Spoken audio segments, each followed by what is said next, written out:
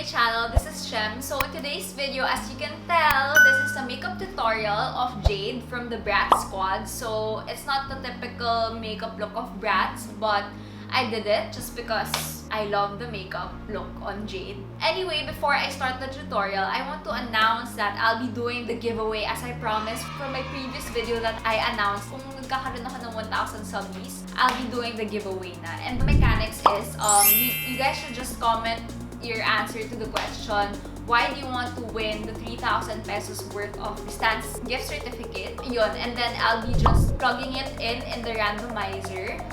But ayun, anyway, side story about YouTube and stuff. Like, hindi ko talaga in-expect na magkakaroon ako ng mga subbies na ganun karami. Like, to me, 1,000 people is a lot. Like, sa ibang mga YouTubers dito na baguhan or sa mga matatagal ng YouTubers, for sure, 1,000 is just a small amount to them. But to me, syempre, like, first time lang akong nag-YouTube and I mean, this is the second time, well, nire-launch ko yung YouTube ko. Hindi ko talaga in-expect na may mga supporters ako. Well, I have, but they're like just my friends, basically. Pero hindi ko na-expect na magkakaroon ako ng new subscribers, new supporters. See, I'm struggling to talk. But, ayun, I'm really, really thankful and I didn't expect this at all.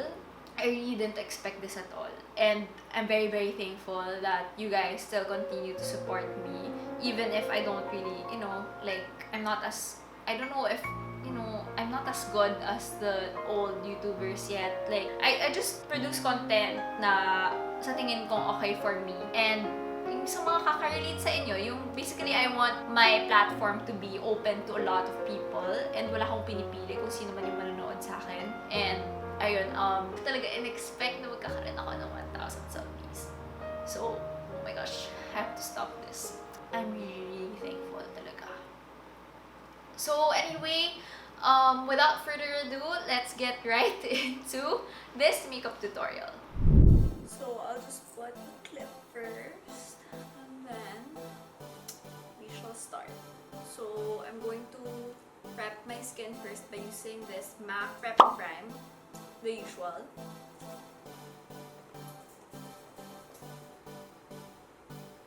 Super oldie but a goodie. I'll be putting on first my brows and then the eye makeup. So, the usual, I'll be using this Real Lasting Eyebrow pen from K Palette. I'm in the shade 01. So, ayun, the usual, I'm just going to spread this product on my brows like I'm just coloring it.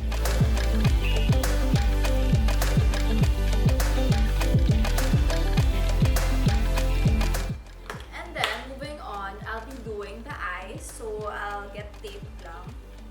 I'll be using my fingers sa edges. So, I'll be getting this, the dark green. And later on, I'll be using the light green too. So, I'll be using my pinky. I'll just put it here. Tapos, will be also sa other side. We will be fixing it. We will be diffusing it. Same brush kanina sa first part. And we have to blend it. See the difference? Mas na siya dark. And then I'll be using this ring finger. So ito yung light green. So here, tapos i-blend with a different blending brush. Yung malinis. So ayun, i-blend, blend. So, the remaining ones, ililipat ko siya dito. See, mas obvious na it's green. And nag-transition siya from dark to lighter. Now, let's go back to the mauvey pink purpley shadow sa lower lid. I'll check the picture again. Dito, medyo naglagay siya ng parang highlighter. So, I'll be using this, actually, same shadow palette na lang pala. I'll be using a flat shader brush. May pa ganun. So, anyway, it's this one next to the bone color a while ago that I used. But this is different. So, ang technique dyan para maging opaque lalo yung shadow is I'll spray this Fix Plus. So, yan. Tapos, patuyuin konti. And then, I'll be putting it here sa unahan.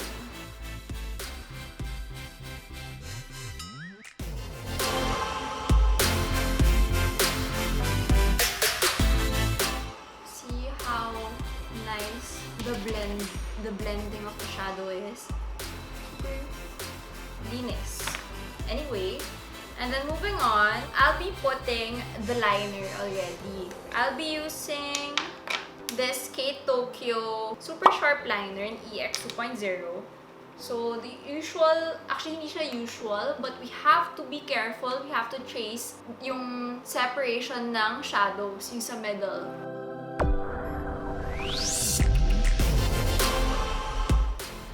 There, so the right eye, ganyan yon. And then the other side, I'll do the other side. Oh my god, nalagyan ko yung baba.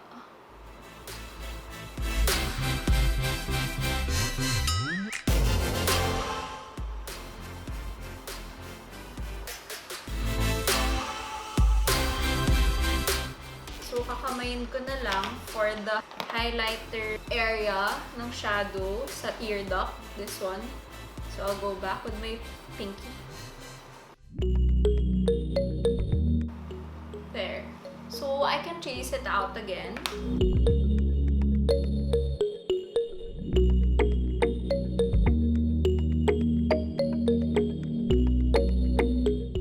There. Tapos na tayo sa liner na sobrang hirap.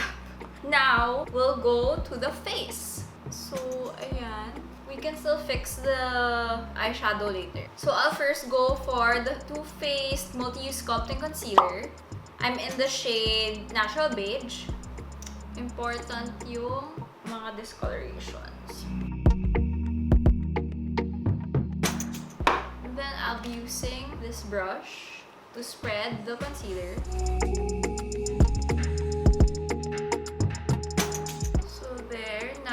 Let's proceed with the Too Faced Born This Way foundation, liquid foundation. I'm in the shade Natural Beige again. So just one pump since the concealer is very full coverage na. So just like that. I'll be dipping my brush from the concealer kanina, same brush.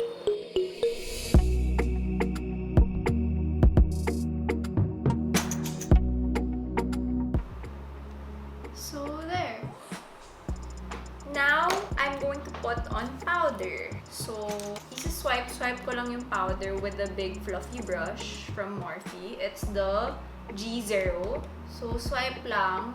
Hindi ako mag-bake. Parang nadaanan ko lang yung face ko. Isang ganon.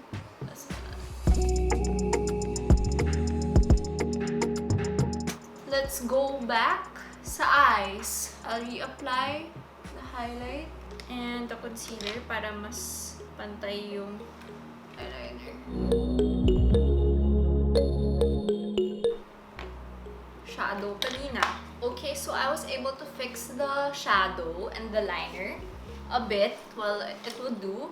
And then we can fix the lower shadow right now. Let me check the photo again. So, it has like a transition.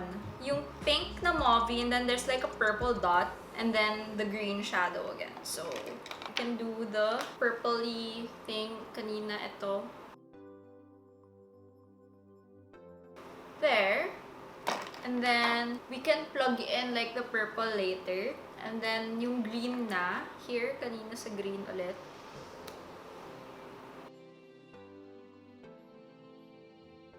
There. Tapos, ayusin ko lang konti yung.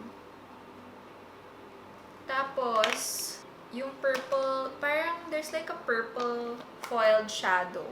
Okay, I found a highlighter palette for the here sa middle. Wala kasi akong foiled shadow. So, we will use this sleek Solstice highlighting palette. I'll be using this straight flat top brush. So, this one, ito, yung purple. Dito yung sa middle. So, moving on, we will do the face. So, it's just the usual, like, the Hoola Bronzer for the contour. So, this is my contour brush. So, tap.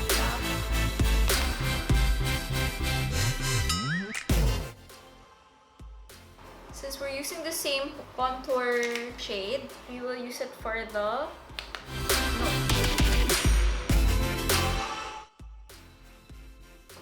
And then we'll be putting the highlighter. I'll be using Flexitarian Supersharp Cheek of ColourPop. So it's just a re-blinding highlighter, like foiled blinding highlighter. Grabe, as in sobrang wow. Can you see that? Can you see that? Sobrang wow talaga tong highlighter na to. So, lalagay din natin to sa Cupid's bow. And then, you will go for the blush. Yung blush, I'll be using this NARS Amour blush. This is a super old blush already. Sira na nga yung cover. So, yun lang. I'm just using this stipple brush from e.l.f. So, dito lang sa apples of the cheeks. Look how fresh looking that is. As in, sobrang packed talaga. So, maglalagay rin ako sa nose slide. And then sa chin konti. And then sa forehead konti. So, anyway, that's that. Wait, konti. So, there. Look, we're almost done. Next, after that, I'll be putting on the lip product, which is this. I'll be using the OFRA Hypno by MANNYMUA. So, it's just this, like, dark purple mauve.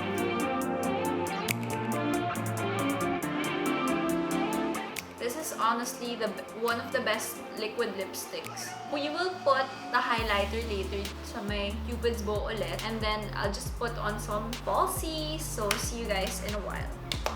So guys, OMG, I'm back. And I found a purple shadow. It's from the Juvia's Mini Masquerade palette. So, I'll get this dark purple, true to color purple. And I'll be using my fingertip, my pinky again. So, ganyan lang. Super lightly. Tapos, we will spread it with a brush. Any brush.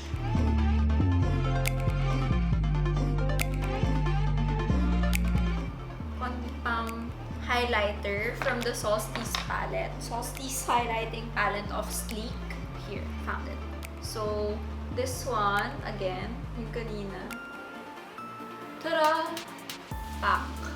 And then, I'll just fix my hair.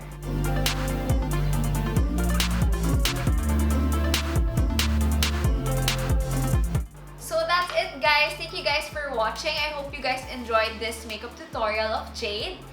This is the Halloween makeup look that I created based from the Bratz doll Jade. So I hope you guys stay tuned for the announcement of who the winner is dun sa giveaway ko. And ayun, stay tuned lang because in no time ma-announce ko na rin yun. Comment down. Don't forget to comment down below for suggestions. Don't forget to like and subscribe. So see you in the next one. Bye!